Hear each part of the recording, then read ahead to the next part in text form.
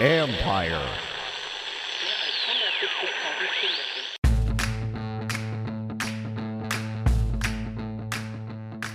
Hello and welcome to my podcast. Do me a favor, subscribe to the John Com Report wherever you get your podcasts. If you're watching on YouTube, hit that like button, hit that subscribe button. You can find us there as part of Empire Media, AMPIRE. Always much appreciated when you tune in. Don't forget, you can read my work on ESPN.com. Also, today, before I get to today I'm joined by ESPN NFL draft analyst Jordan Reid. I wanted to go over the Commanders draft with somebody who is has a lot of in-depth knowledge about these players that they have drafted. What did he think of the class? Then we went over each individual player and some really good insight from Jordan. He studied these guys all year and just find out a little bit about his schedule and what's going on and what he was grilling. Well, the first thing he grilled after the draft and the next thing he's going to want to grill. So I always like talking about that. You know that. Anyways, so stay tuned for that for a minute. Before I get there, just a couple things. Thursday night reminder for you Gold members, 8 p.m. Eastern time, Zoom.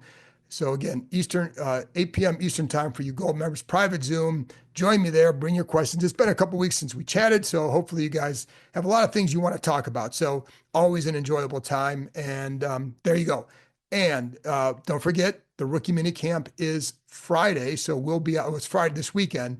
The media will be out there Friday. I'll have podcast afterwards about first impressions. And I bet you didn't know I did impressions, but I'll talk about the first impressions of the rookie class, the draft picks in particular, because they're the guys who are going to play a key role this season.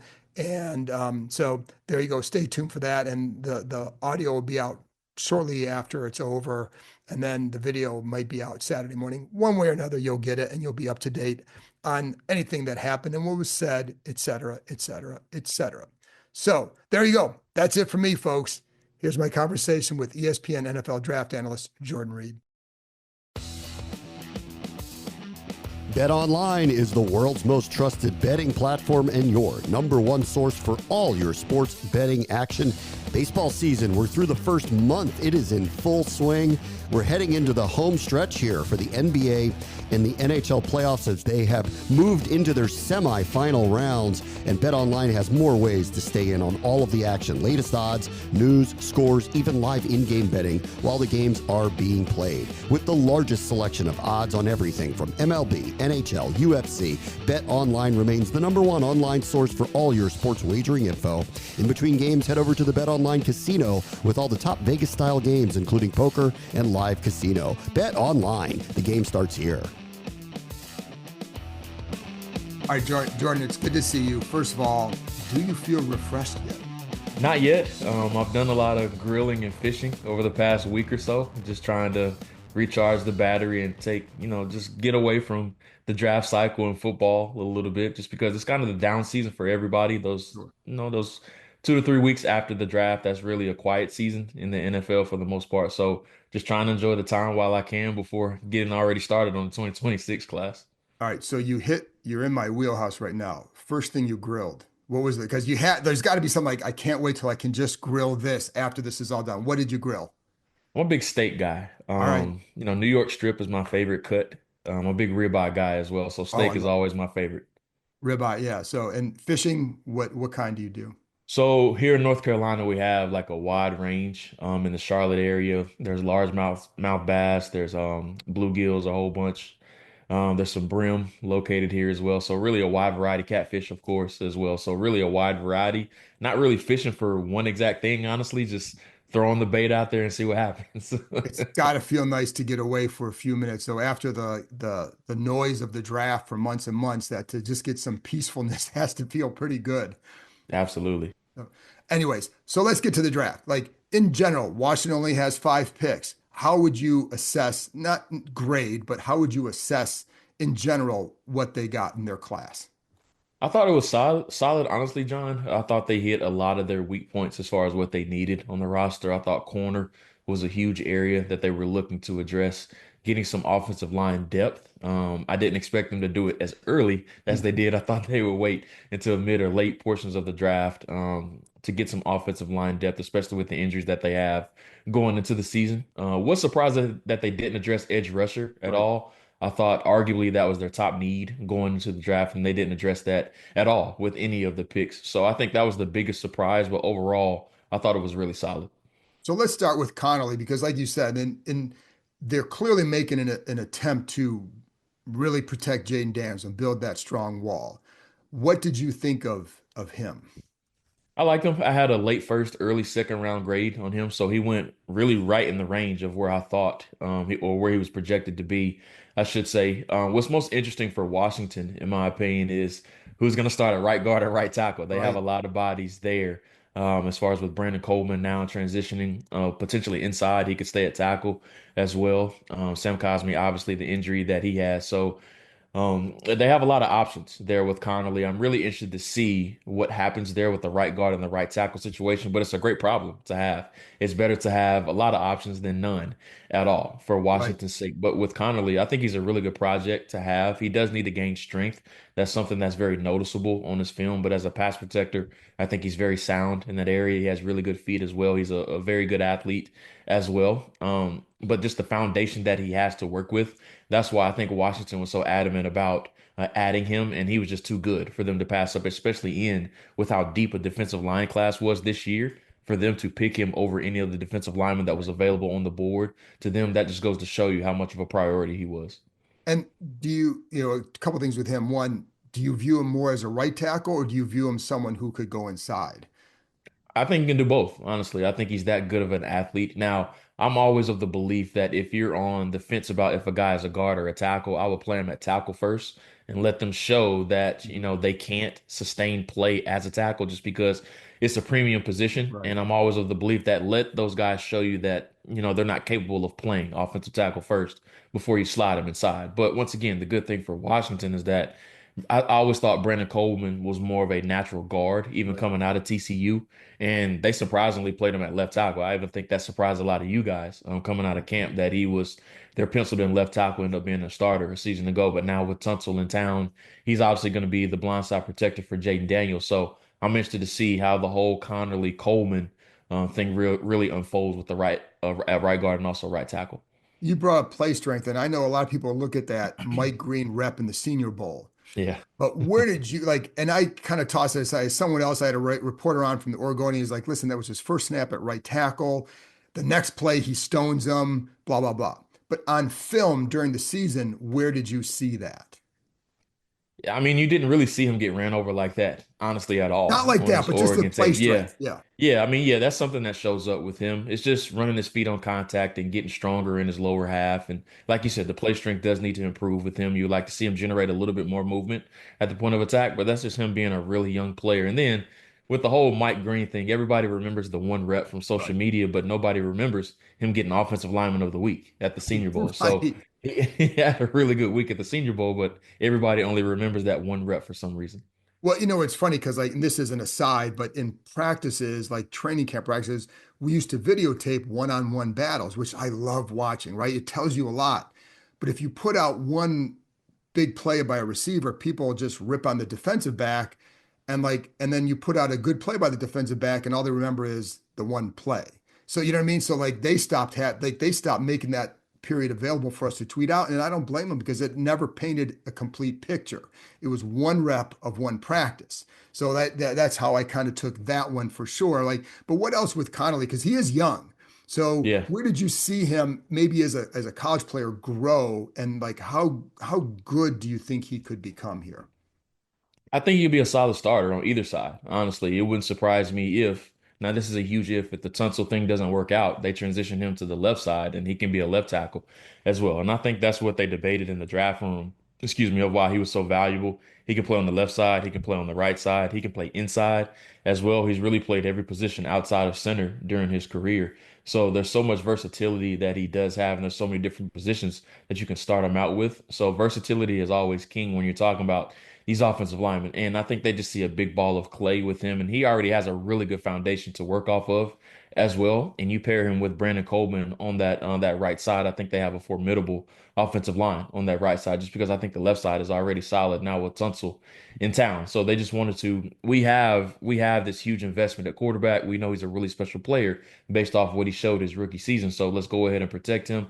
Getting two building blocks in Tunsil and then also Connelly as well. I think they've done a really good job of not only surrounding him with formidable protection, but also they've been aggressive with adding weapons as well. So with Connelly, I would start him right away. Honestly, I put him at right tackle. Let's just see what happens with that.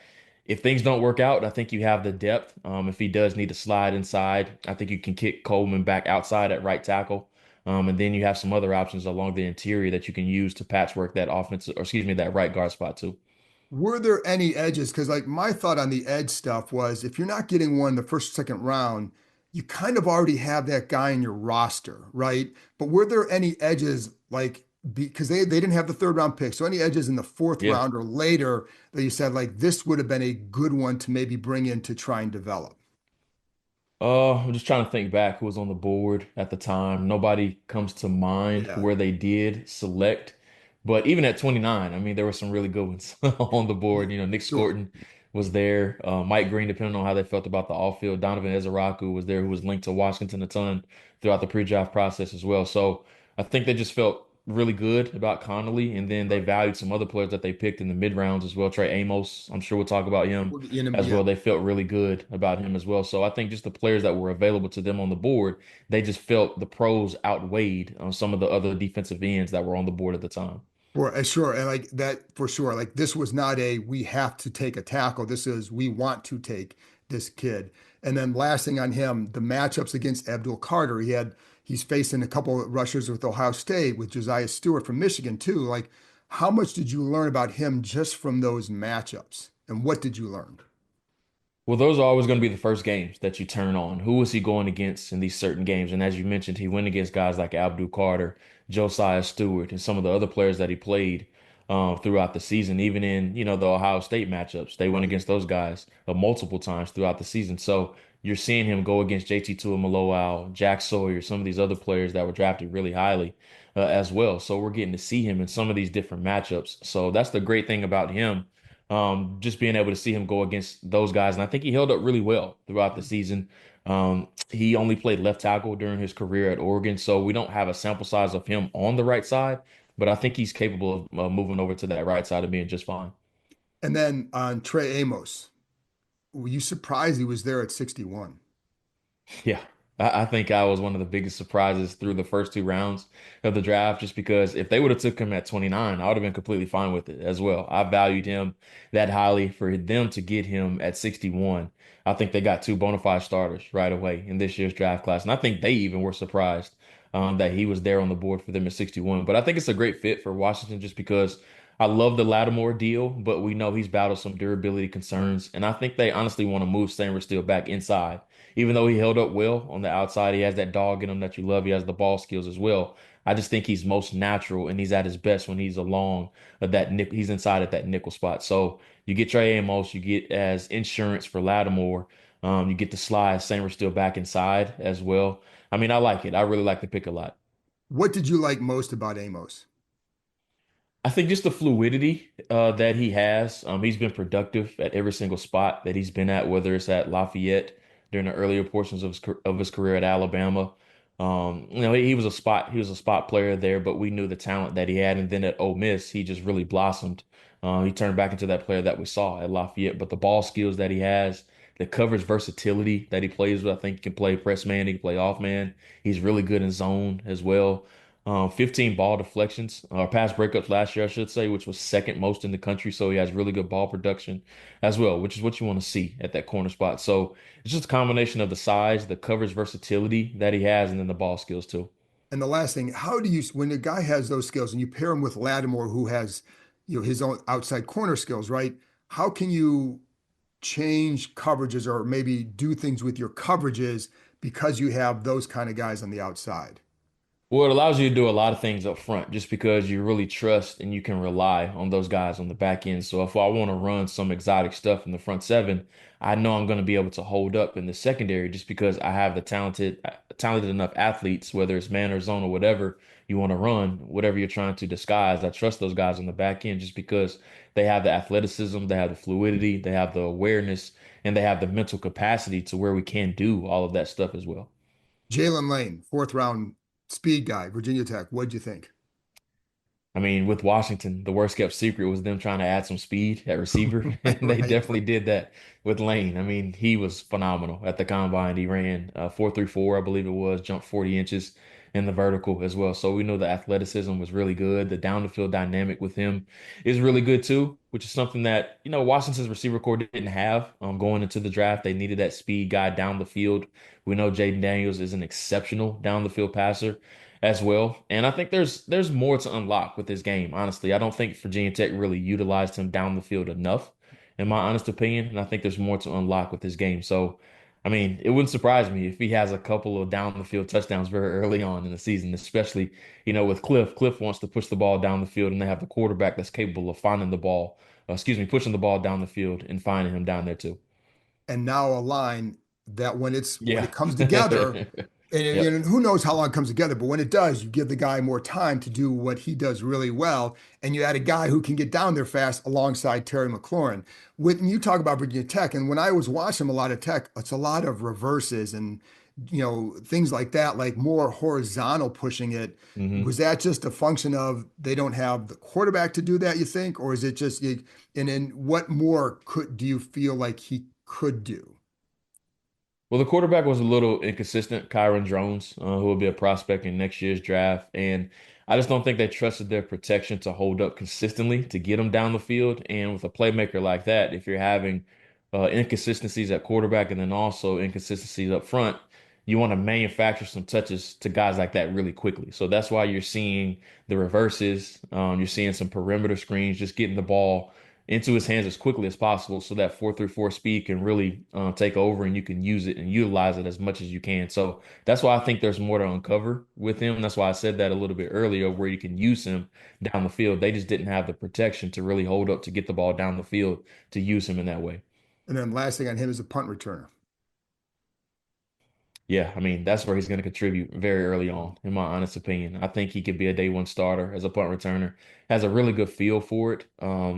And you can really see those instincts really take over when he gets the ball in his hands on those reverses and those quick screens. And he really uses that a lot of times as a punt returner as well. So you'll see it in preseason. You're at practice every single day. You'll see how natural he is catching the ball, and you'll see how natural he is after the catch process, just maneuvering his way through traffic too.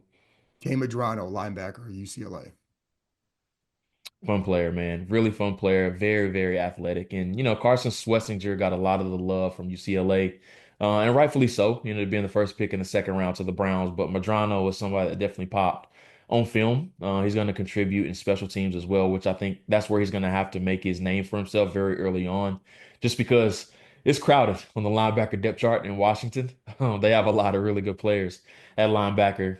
They're excited about some players they took in last year's draft too. So it's going to Mhm. be a battle, but I think he's going to have to make a name for himself on special teams early on. But he has the athleticism to really run down the field and be a core four special teams guy really early on. But the speed shows up a lot on film. The tackle reliability shows up too. What about as a cover guy? Because it would seem like if there's a role early on that you could develop from, if he gets there, it'd be as much as a cover guy. How is he in that area? Because he runs like someone else. He runs Yeah. like a receiver or a safety, right? It's a little bit inconsistent right now. He's more of a what I like to call spot dropper. Whatever it says in the playbook, that's where he's going to Okay. go. You just need to use some instincts and be more instinctive in that area. So understanding, looking around, trying to see what routes are being ran into your zone, what routes are exiting your zone as well. So just being more instinctive in zone. But the great thing about him is he has the athleticism to hold up in man. And we see a lot of offensive coordinators throughout the NFL. They're very smart. So they try to isolate those linebackers and get them on running backs, option routes, and things of that nature with those slot receivers. So for him, I definitely think he has the athleticism to hold up in man coverage. It's just the instincts and zone covers need to get a little better. Cool. And then running back, to me, one of the more intriguing picks is Jakori Merritt. You Yeah. know, what do you think? I was surprised he went as late as he did, honestly. I thought he probably would go more so in the fifth round. Excuse me, that's where I had him on my draft board, but it's tough, especially when somebody's only played one game last year. But in the East West Shrine Bowl, that's really where you saw a lot of his skill set really take over. I thought he's phenomenal during the week of practice, and then he shined in the game as well. But with him, I think he's a really good hands catcher out of the backfield. He's really good as a runner between the tackles. He can run outside of the tackles as well. I think there's a lot of upside with him, and I think he's going to be one of the gems of this year's draft class. And honestly, it wouldn't be surprising if he finds himself a role just because they got to figure out exactly how this running back room is going to shake out with them having, I believe, three pending free agents Yeah. going into the season. It's a bit crowded right now, but it wouldn't surprise me if he's one of those guys that shines in preseason and then goes on to carve out of himself a role somewhere along earlier in the earlier portions of the season. Why do you think he went and didn't go until the seventh round? I think it's just the sample size, honestly, John, and then just the bouncing around that he did. And I know that's the day and age of this year's, college transfer portal and all that other stuff. But him only playing one game last year, there's not going to be a lot of teams that take a chance on that, just because they're all about, getting a huge sample size going into the draft. Him only playing one game, there's just not a lot of teams that are comfortable with taking a player like that. But I mean, you turn on the New Mexico tape, he was awesome. Like that was outside of a lot of running backs, as far as mid to late guys in this year's draft class, he was one of my favorites to study in this year's class just because he's so versatile. Like I mentioned, I think there's a lot more to uncover with him as far as a pass catcher out of the backfield. Not saying he's going to be Alvin Kamara where Right. you're drawing up option routes for him, but on those quick swings, some other things of where you want to get him the ball really quickly. I think he's able to do that. But as far as the vision that he has, the acceleration that he has as well, I think he's gonna surprise a lot of you guys, especially early on in the preseason. He runs angry, and those Yeah. angry runners fire up teams. Do you know what I Oh mean? yeah. And Brian Robinson has some of that too, right? Yeah, for Yeah. sure. But like that's one of the things that he does is he runs angry and like he's going to run over some guys or get extra yards because of that. If nothing else, like, but that seems to be a big time trait for him. Is how would you just do you agree with that? Like, and what Yeah. how do you see that helping him? Well, just studying the draft over the past 7 years, doing this, one thing that always translates with running backs to the next level is being able to consistently break tackles and contact balance. Contact balance is something that a lot of teams are really adamant about just because you're going to get hit in the NFL. Like there's going to be bodies thrown at you, there's going to be players trying to tackle you all over the place. But if you have the ability to create on your own and have great contact balance to where you can create what I like to call that hidden yardage and always fall forward, you're always going to have a role in the NFL. You're going to have a very long career, especially as a running back. With them being so interchangeable in today's day and age, I think Krosky Merritt is somebody you can get a lot of good value out of during that 4 years of his rookie deal. And it's funny because he does, when you watch him, he's lowering his shoulder, always going Yep. forward. Very rarely do you see him not lowering his shoulder when he gets through even the first, second level. So, or to the second level, you're going to see him do that, which helps get you that a couple extra yards of yak. So, when last couple things here, and when you look at this staff, like, can you tell when a staff is aligned from GM, coach, and all that? Can you tell that from your perspective, like based on how they draft and what they look for? Yeah, and I mean, you can tell when a lot of draft picks make sense. And it's always hard to project as far as like who they're going to like, who they're going to dislike. But one thing you can always do is relate it back to the scheme that they're running, whether it's offensively or defensively. And then I'm a big listener of press conferences as well. And you probably can touch on this better than me, but I think I remember like Cliff talking about Connelly and leaving some letter on Adam Peters' desk or something like that. So you can always, you can always revert back schematically who they're going to like based on some of the players that they have drafted in years past, and then who are some of the prospects that compare very favorably to that in this year's class, and then just move forward from there. But you can never honestly know who's on their draft board, who's off their Right. draft board. But the one thing that we can use is the sample size in years past based on Adam Peters' first year draft class, which was drafting productive guys from big schools that are ready to play right away. That's something that's been consistent in both of his draft classes so far. As far as drafting guys that are ready to play right away, he doesn't draft projects based on what I have seen, especially in the earlier rounds. He want guys that can, come in and can play right away. So that's something that's been consistent, and that really was consistent through this year's class too. And I know this will be the last thing, but I know Shador brought up a lot, got a lot of the attention for his Yeah. where he went. But how many guys are you really surprised by where they end up going? Like, do you have a good, because everybody always talks about the boards. Well, the board says this and all that. But how well do you think people really know a team's board before the draft? And so how many guys are you really surprised by that end up falling? There's always surprises, whether it's medical, character, and then some other background stuff that we don't really have information to.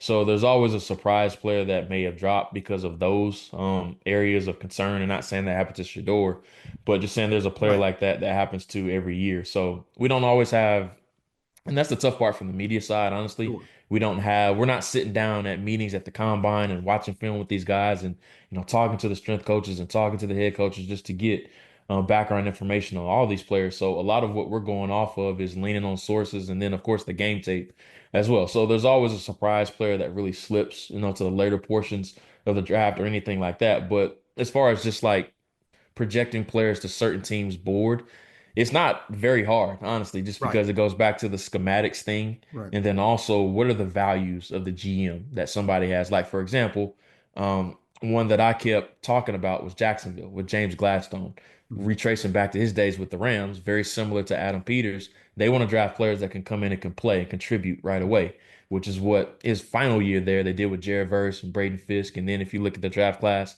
from this year, trading up for a guy like Travis Hunter, some of the other players, Caleb Ransaw from Tulane, who I think is a player that's really ready to come in and play right away. So you can always trace back to some of the philosophies or tendencies that they have had in previous stops, or just looking at their previous draft classes and trying to just see who fits schematically. What's next for you, and when's the next thing you have coming out? So my 2026 mock draft has already came out. That came out a week ago. So I started watching tape on those guys during the pro day circuit, which was really mid-February all the way through the end of March, just preparing for that. I usually take a whole month of May off just to recharge the battery. But once June gets here, now it's starting to get background information to make calls about the 2026 guys. And then I'll just be watching tape all summer, and late August will be here before you know it. And we'll be in the middle of the season, or the beginning Next of the thing season, you're I should say. next thing you're grilling? What's the next thing you're grilling? Um, Probably some chicken, honestly. I'm a big chicken guy as How well, do you grilling do some it? chicken. I have so many different ways. What's your favorite way to do it? I like the beer can chicken, but instead Yeah, of a beer beer can's can, really good. instead of the beer can, I core a Hmm. pineapple and put the pineapple up there, or sometimes spatchcocking. I kind of Love alternate. it. Yeah. Love it. I'm still trying to use those seasonings you got me, man. The Oh, that's spicy right. beef rub and all that stuff. I The haven't cracked it open yet. Okay, the beef rub on the steaks, like there, it's. But you listen, if you got your steak methods, but it's really good. It's good Hmm. stuff. So hopefully you can get that going soon. But and I am. hopefully I'm gonna text you as soon as I use all right, man. it. Jordan, thanks a lot. Always great, and I appreciate you so much. Thank you. Thank you as always, John.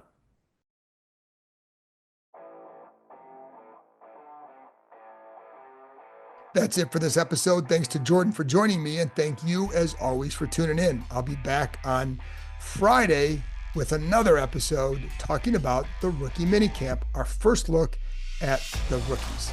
I'll talk to you next time.